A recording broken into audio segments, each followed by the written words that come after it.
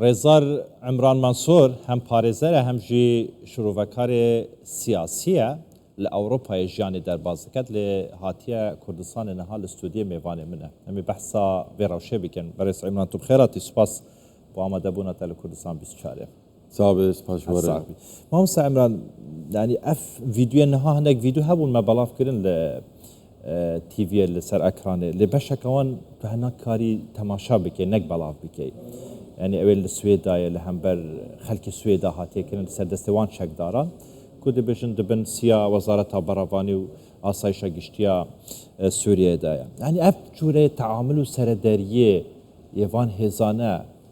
مقبول جاليه كمالگاهانی دولتی و جاليه کتی اروپا و جاليه امریکا و يعني اف جروب هاتن سر حكم برنجكي لشكري ومال سر حكم برنجك لشكري اوروبي وتبايتي امريكا يعني درفتك دايوانا خبوق هرن اف جروبك تروريست بو وكملت جزاني يعني يا قاعده بو دوراك بو يعني بو جبهه النصره دوراك تحرير الشام ونافل خوكرن حتى يرورو يعني جولا هاتن غرفت خوكرن دركتن سر وقتها سوري اب جروب هنكي تشكا بو هرجي رنج جلا لي او بخوي بمنين وكبري ايديولوجيا وانا اب جروب ناي غهرتن جروبك تروريست نكر ايديولوجيا وينا برنج كيولو بس تلاشي وان بوغهر يا تشكال وانك او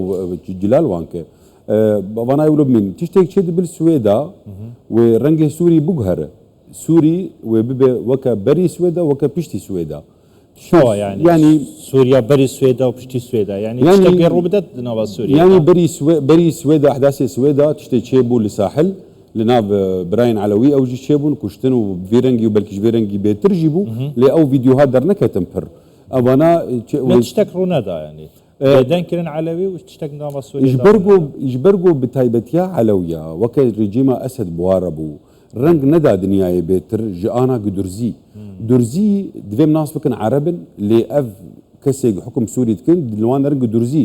کرد پروان سنینه للوان درن وکا کرد يعني برنگ کی طائفي الخد نرن حكم كن سوري نبرنگ کی وكا سوري وكا دا يعني او بخو متناقض بخره او دبيجنا متخازن سوري گش وك هفن لي وقتها حكم دكن برنگ کی طائفي حكم دكن يعني او دبيجن ام دخازن اف طائفه كيمي ما اف طائفه كيمي به نابن وكا ام بخازن وكا سوريا ام كش بافربل من فجر موضوع الدرزيه يعني انا طبعا درزيه هاتن بيشكرن دورا درزيه يعني اسرائيل بشتاوان جرت وبرنج كيش رنجا يعني درزي خو خرديتن باسرائيل يعني ونامج حقيوان يعني وقتها خو بين تنبونا وان سردستيفان مغولا بهلبت خب شاغكي بقرن جبو خلاص كن لي درزي ورنج سوري بوغهرن وسوري بكن فيدرالي وسوري بكن لا مركزي تشتي تشيبويه بتايبتيك وهي نما تشاوا ما مستعمران نها امریکا ولاتن اوروپیجی دیگل و اکیدانه کو یک سوریا هبیتن سوریا نای پارچه کرن سوریا یا ناوندی ناخوازن سوریا کا ناوندی مرکزی دخوازن اترحم شرعی دوهیجی دیگو تارا خدا از بارم تگو دار بوی تکزیل و اکی کر کو سوریا کا یگرتی و مرکزی دخوازن یعنی بپشتوانیا اسرائیل ما بسات اوه کو درزی دکارن ناوندی کی دروز بکن برام بزلالي بيجن اسرائيل روجا شرق هين غزه بو بري دسالا جو ام رنگي روجات نافين بوغارن و 5 سال جمر جرينجا جام بوغارن ليه ام بغرن سر مساله اوروبيه وامريكانا امريكان اوروبي وكا تايبتيك وان هي لدنياي وبرجوانديه وان هن بحكومتها تركيا جي اغ ناخذ افرنج بيسر سوري يعني وكا فيدراليات ليه ام بخازن بيجن نبيجن اوروبي ناخذن برنجك جرنجا بما سوري كر فيدرالي او دخوازن ملت سوري بخوا بيجي قناعتك او نما كارن بفرجيان بكن وكا سوري يك يعني او ولود بيج لي او ناخوازن هندري وغجي انا كامريكان اوروبي اوروبي ام خوازن سوري فدرالي وبيتر خلك سوري هبدو بكوجن وبيتر هبدو بيشين وبيتر بلكي شركي نافخي بيتر جولو تشبه لي انا اوروبي خوازن برغي جنگا بي ام ناخوازن سوري لو بلي وقتا بين سرماسي وافكسن رونن الهب وكا كرد وكا درزي وكا علوي وكا او بخوا ضايفاي رو سوري حكم دكي وشاغي واوروبي بيجن ورن ام الهفرونين وكا انا داخوازيا كرد بخوازن الشامرين حتى انا اب حكومتها هنكي رنگك نداي كارب كردارون يعني حتى انا اب حكومتها هنكي بلكي هون يعني نظام هاتي قوتنا ناخوازن حتى انا برنگكي فرمي بكردارون وتفق كردا شان جوار قام تخوازن قرن ناخوازن جبرجو اف حكم يقل سر سوريا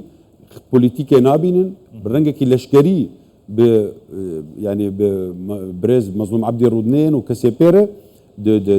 برنجك لشكري بوارن النشان باشا كاك عمران لسروان فيديونا اگر تماشا بك تماشای شاشه بك اگر اوان فيديونا پیشانی مبدن اف فيديو هنا يعني اف جوره بن بيكرنين كو شاليه شكدارن احمد شرعي وتيكرن يعني شاليه هيزان وتينكرن او دبين لسر اكراني هيا افهم بنرينا تم مسجك بيامك جبو جلندنين دناوا سوريا دا جبو ويكي اگر هندا خازا لا مركزيتي بكن بي اواي وسر دريت جلوا بكن او بخاد خستن ولو ببه يعني در فتواني بيشيد خستن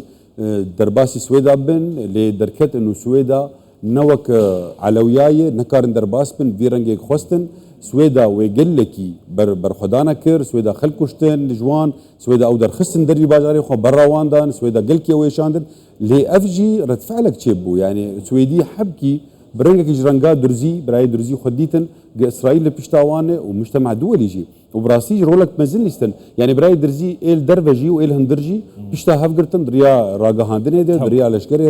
لشكريره حطا جيان ايرورو كاربن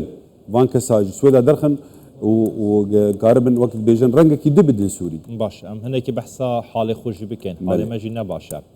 الروشاواي كردستاني دبيجن يتر علوي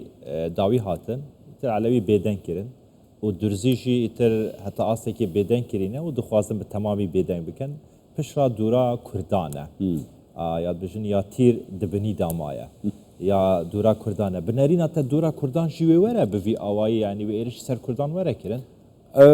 از ناخذ بيجم بورم خو بجربين بكردار لكرد نوغ بانك سيدنن كرد بيتر بانترناسيوناليرن كرد بيتر لشركرن لندري سوري قوتا هيزا يكمين اقل سوري بو اقل تحالف امريكان وفرنسي وبريطاني وحتى اوروبي جي تايبتي دنجي خدان وان وبواربون كردن ناف كردن نولو سيستم نري نامد وكا خلكي سويدا حتى يرو دو يعني كرد كاربن ولو درباسي كردستان سوري بن فيرنجا زلال ادعاء دوا كرد برنجا كيجرنجا حتى انا برنجي لشكري بحكومتها شرع ردودستينن ها برنجا كي وقت بيج فرمي درن دريا امريكان رجموان دويم ناس بكن نوق درزيانه يعني جالي كي ديجي درزي يعني ما بس تاتا كرد نق وقت درزيانه نوع علويانه ما بس تاتا تشك دستوانته هيا يعني حف بيمانيان بدولتيا دجي داعش اللي بشتاوانه شي حردو بكرد برنجا كيجرنجا جكي وان برن وزانم به عرض خناس کنه زان به چلو برخدانه که بکن دبر عرض خود بری انا شرکرن دوان عرض دوان کلنا د زانم به ری د کرد روته وزانم به ارمانجا کرده يعني كرد برنگه کی ایدئولوژیا کردستانه وقتا شرد کنه کردستانه ده کاک عمران نها امریکا لروشاوای کردستانه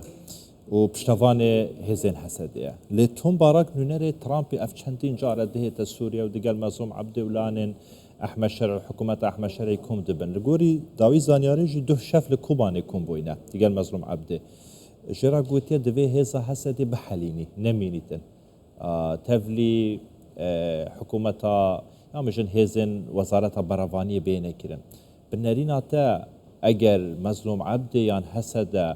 گهداریا تنبارک و امریکا نکتن امریکا و دفج بردتن بونمونو که افغانستان ایت دفج سوریه بردتن و بیت درج بو وشنده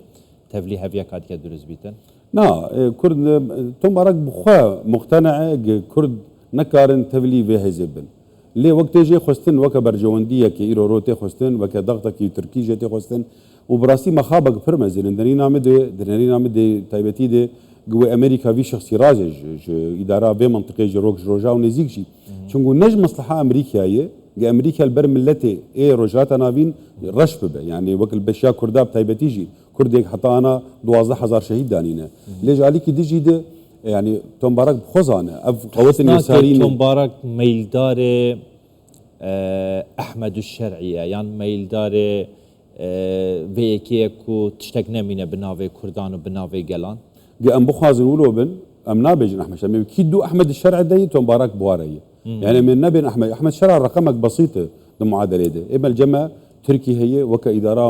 سوري كيرورو بلكي كارم بيجن دبن ماسيرجي بريطانيا هي اداره سوري كي دبن ماسير ميلداري تركياش تنبارك برجوانديه افزلا ميداري تركيا هشكره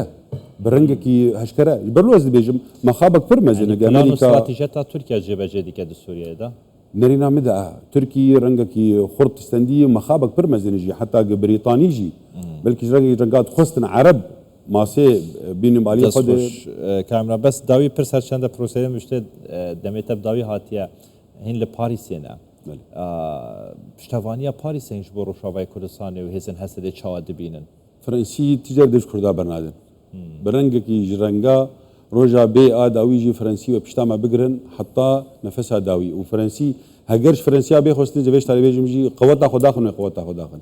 فرنسي دش كردا برنادن نأف رنجي افيج قالك ليد نرني روج وكا جناب سروك ترامب هاتي سر حكم حروب رنجكي يا دوغاره نولو فرنسي وسر مبدا خب مين بكردار حتى نفسها داوي دست خوش برس عمران منصور پارێزەر و شوڕڤایکاری سیاسی gelek سوپاس gelek بخێراتن سوپاس بژیت